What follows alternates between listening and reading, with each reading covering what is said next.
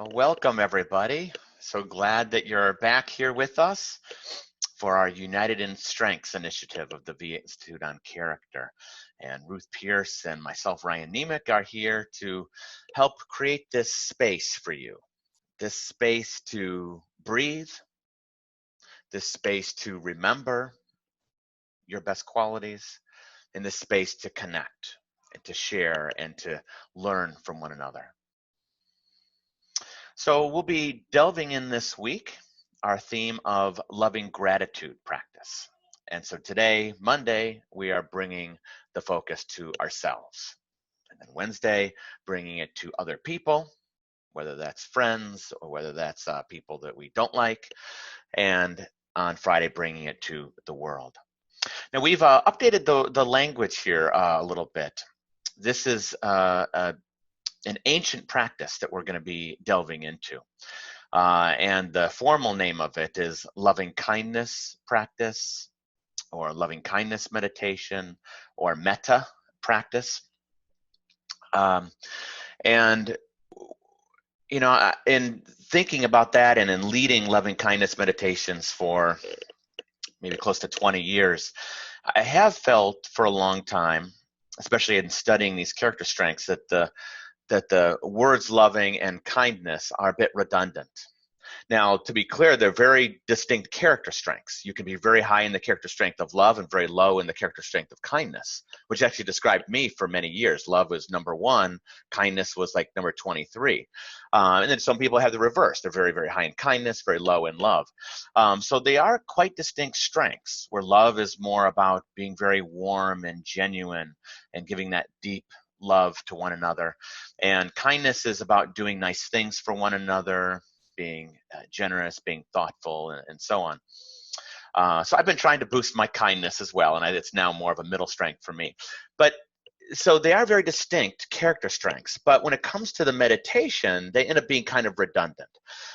So we've altered it to loving gratitude meditation. And so when I lead mindfulness-based strengths practice, which is that online MBSP course that many of you have taken, we now refer to this as loving gratitude practice, because then we're able to offer 2 very heart-based character strengths that go really well together, as you'll see in the meditation, and are even more clearly distinct from one another.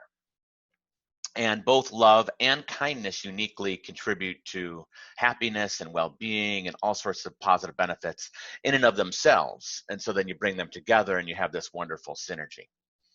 So at the same time, you know, we're not really changing anything about the practice. There's still this ancient practice that dates back at least 2,600 years to Buddhism, and came back into popularity in around the 1990s or so.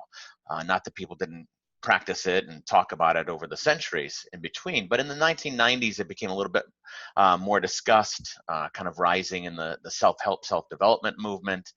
And then in the 2000s, loving kindness meditation is finally getting put to the test and being looked at scientifically.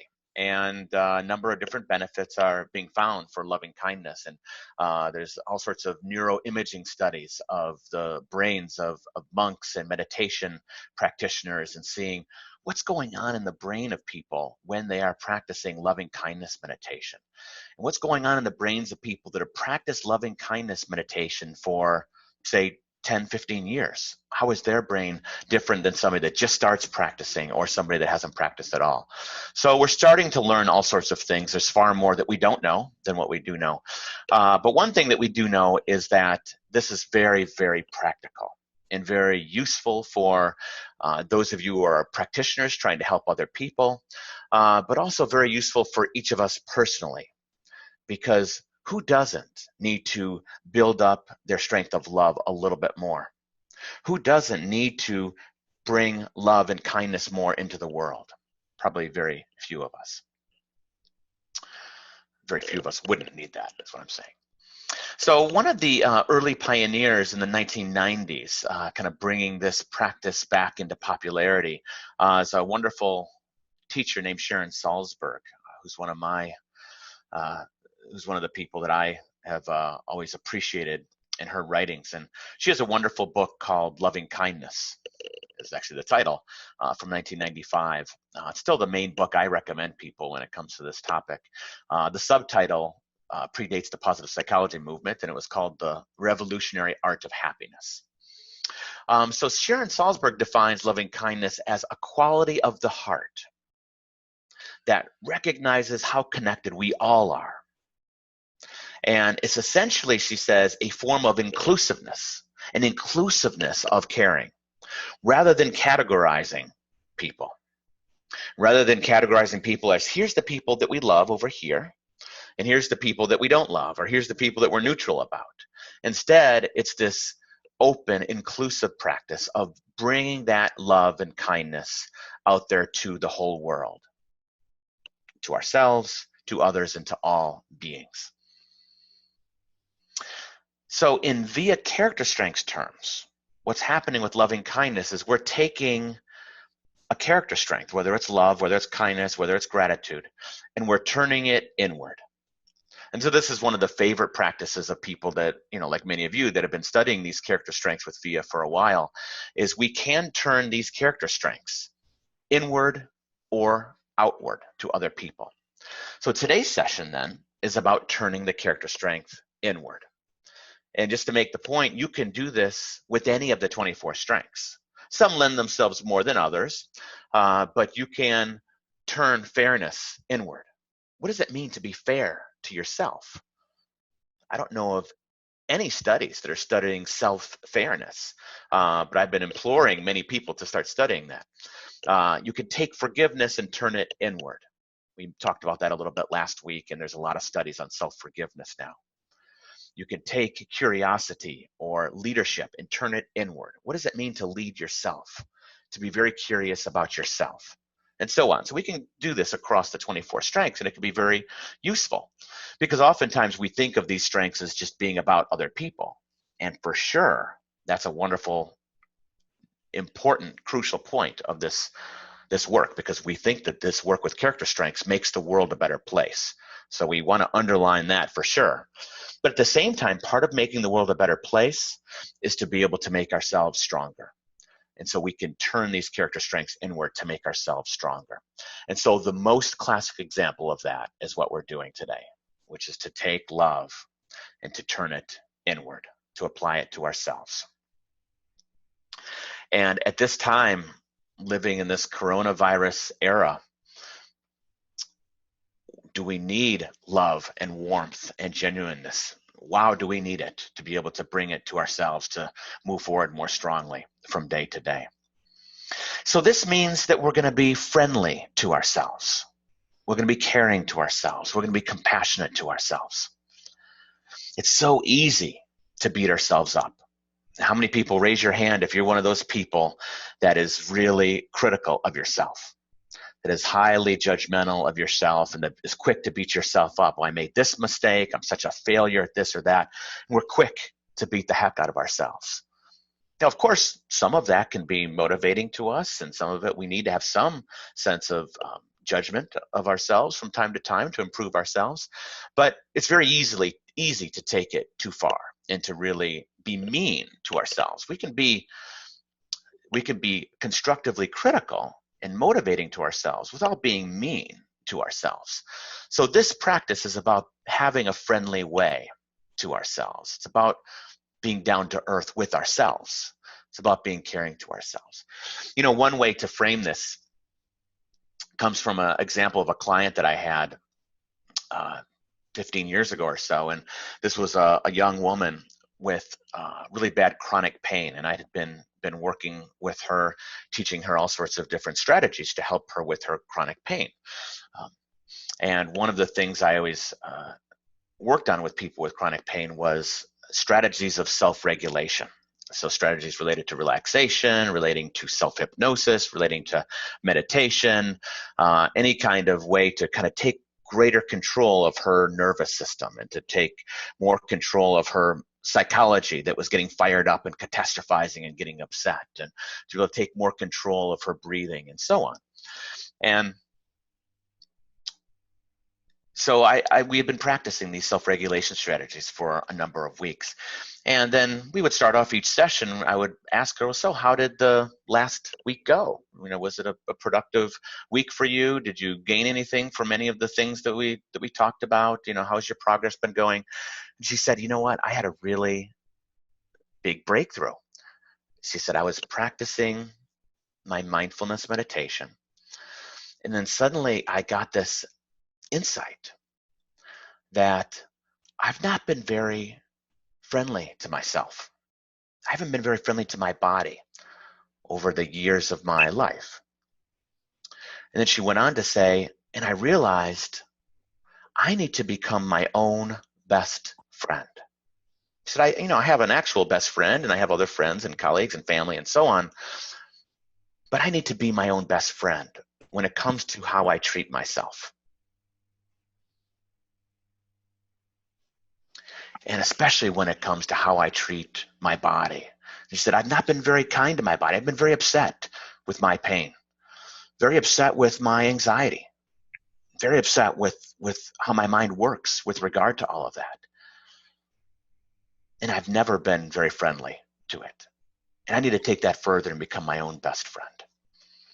So this was sort of a watershed moment for her, and it struck me very strongly as well. And that's what we mean when we talk about bringing love and kindness to oneself, of taking that friendly approach. Now, for those of you keeping track in terms of research, has been emerging research on loving kindness. One finding is certainly that it helps to boost positive emotions, and we are all in need of that at this time, and we know positive emotions can help to boost our immune systems and create different benefits, so this can be a practice to help us with that. And then there's early evidence showing all sorts of different things on a neurological level, on a physiological level, on a psychological level, on a social level. Early studies showing that loving kindness practice can be of benefit. There's also research showing that it helps us manage stress and help us to empathize more with people, manage anger, and even boost other character strengths like curiosity. So we'll see if this research continues to bear out. And some studies have started to look at, is it better to use loving kindness for this problem or mindfulness meditation for this problem, and starting to really differentiate the different types of meditation for different things. So we'll stay tuned to all of that. But so without further ado, maybe we should practice this a little bit. Building off of this current need for greater positive emotions, let's generate some right now.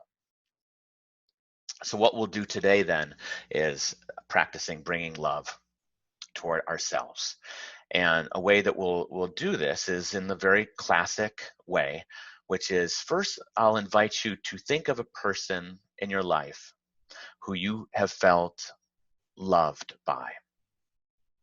And I'd like to invite you to think of a specific situation in which you really, without a doubt in your mind, without a doubt in your heart, you really can remember feeling that love very deeply, very closely from that person. So that's what I'm going to invite you to do. So I want to give you that heads up so you can think of that person in that situation right now. And so I'll lead you through a little bit of guidance on that process. And then we'll go through a few different phrases in which you can picture and feel the love as we go through the words, a sort of a 4-line meditation that will be a conclusion to the meditation. And that can really just it's about putting the cherry on top and really driving the experience and the positive emotions of love home. Okay, so that'll be our process here. So I invite you then to take on a position or posture of strength, however you're standing or sitting right now.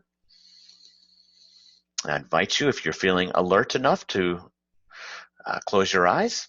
If not, to keep your eyes open and focus in on some little spot on your computer or beyond your computer.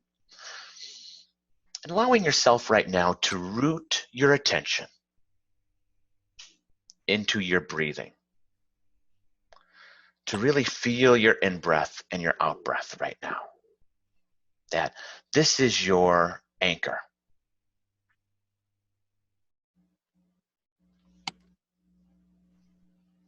This is your home right now in the present moment.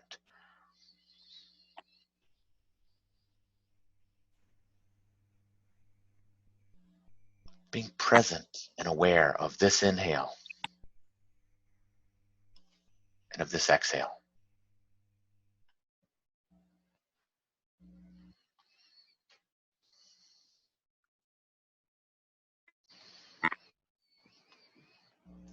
I want to invite you now from your breathing to picture the person in your life that is living or has passed on, who was unquestionably loving to you.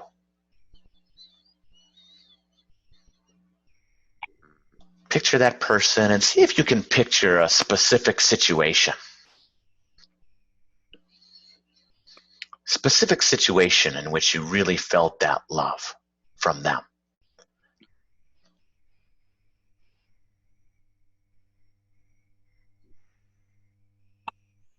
And allow yourself right now to feel that love in your body.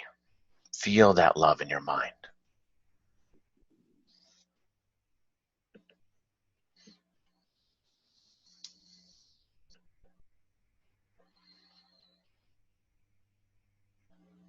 As you breathe in and as you breathe out,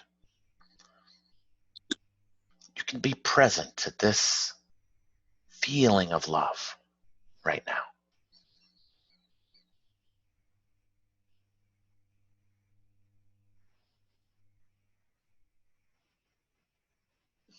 And even though the person isn't right there next to you, you can still feel the realness and the emotion, the positivity, the warmth of their love.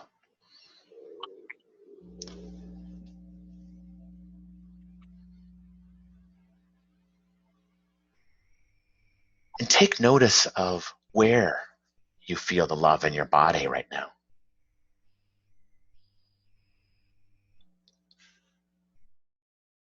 Even if it's a very small amount of love that you're feeling, like on a 1 to 10 scale, with 10 being the most you could possibly imagine, and 1 being just a little bit that you're feeling.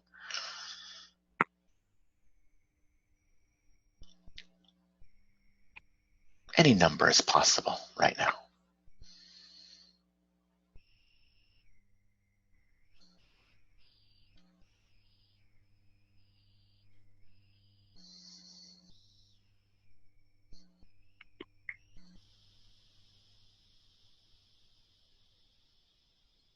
Perhaps alongside this love,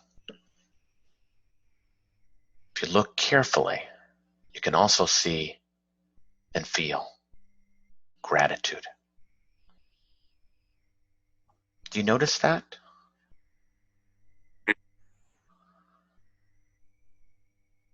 See if you can sense that gratitude for this person's love, for who this person was, for their being.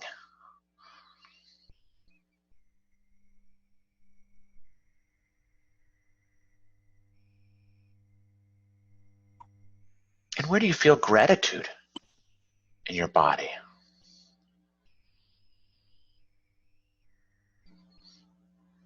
A similar part of your body as the love, or perhaps a different sensation, a different spot in your body.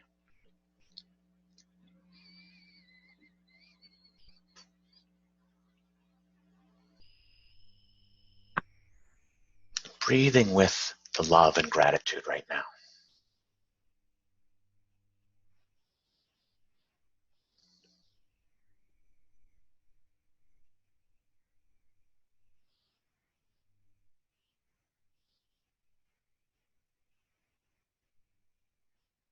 And with each breath that you take, you can more closely feel these positive emotions.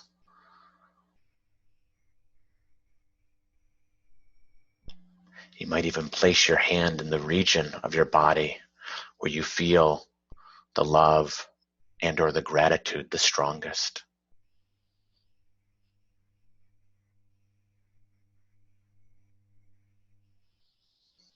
Placing your hand in that spot of your body can be a way of anchoring yourself to the feeling, helping you to recall it strongly in the future, so that later today or tomorrow or the next day, all you'll have to do is place your hand in that spot to bring forth those feelings of love and gratitude very quickly. Very quickly, you'll be able to remember and feel those in a way that's very helpful for you.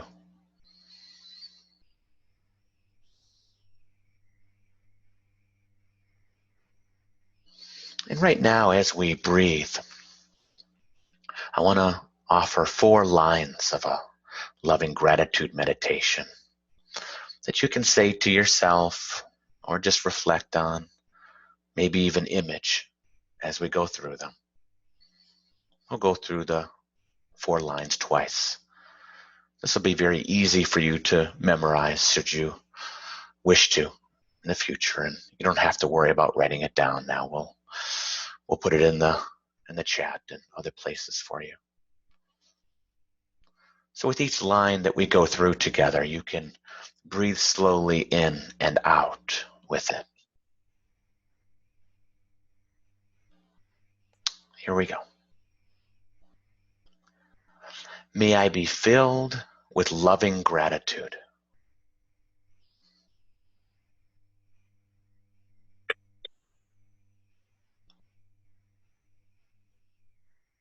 May I be safe from inner and outer dangers.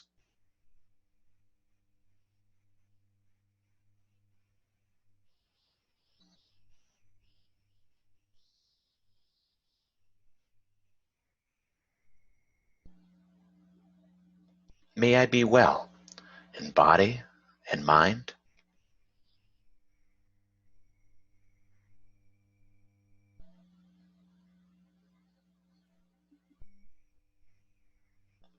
May I be grateful and happy.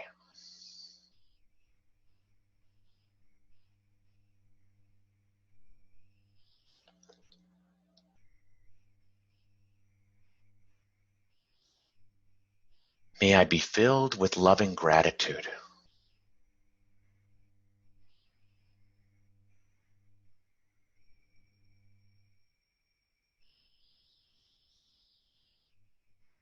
May I be safe from inner and outer dangers.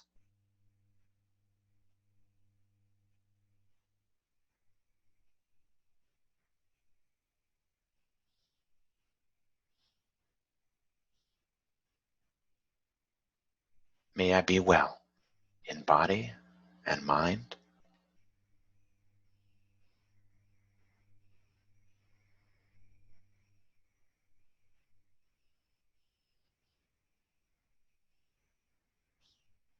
May I be grateful and happy.